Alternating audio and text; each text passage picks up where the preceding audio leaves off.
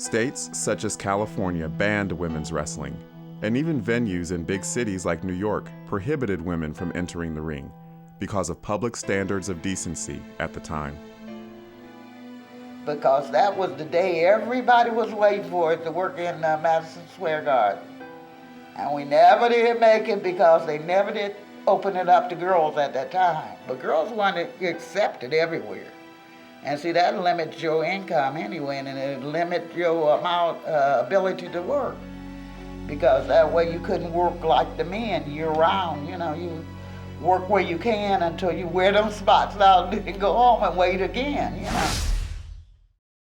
That was a clip of wrestling legend Ethel Johnson from the documentary I directed, Lady Wrestler, The Amazing Untold Story of African American Women in the Ring. Now in the clip, of course, Miss Ethel talked about the discrimination that female wrestlers, especially African American female wrestlers like herself, who integrated pro wrestling back in the 1950s, faced when trying to compete at the big venues. Ethel and her older sister Babs Wingo, who was actually the first African American woman wrestler in the United States, and their younger sister Marva Scott, were among dozens of African American women who broke racial and gender boundaries in the 1950s and 60s. And although they faced discrimination around the world, I'm happy to say that society has come far enough that their story will be featured in, of all places, New York, fittingly, Juneteenth weekend of 2022, June 18th through 19th. There will be a screening of the film and a discussion with myself about the legacy of Ethel and these amazing women during Black WrestleFest. And I'll put the link to where you can find out more information in the description to this video. Ethel, Babs, Marva, and their peers are finally starting to get their long overdue recognition. Although Ethel never made it to Madison Square Garden, she was inducted into the WWE Hall of Fame in April 2021.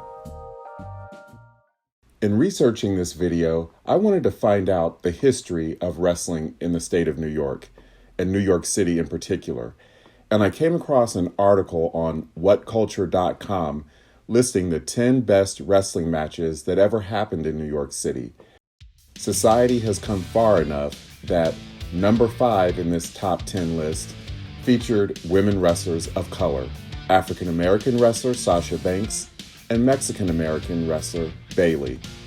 I'll just read an excerpt of the article, and I'll also put this link to the entire article in this description of this legendary match that took place in the summer of 2015.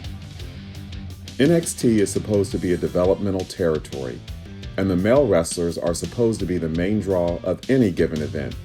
But neither of those quote-unquote rules applied at NXT TakeOver Brooklyn, when Sasha Banks and Bayley stole the show in front of a sold-out audience at the Barclays Center.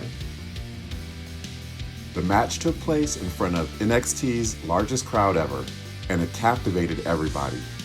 Banks worked over Bayley's injured hand with stomps and a Fujiwara armbar, then took things to another level with a somersault plancha. Banks locked in the Banks statement, but Bayley managed to escape and hit the Bayley to belly for a near fall. Both women tried to hit moves from the top rope, and eventually Bayley took Banks off the top with a reverse Frankensteiner, then hit another Bayley to belly for the win. All celebrated the end and the beginning of an era together. If you like this video, please leave a comment, share it, and subscribe to my channel.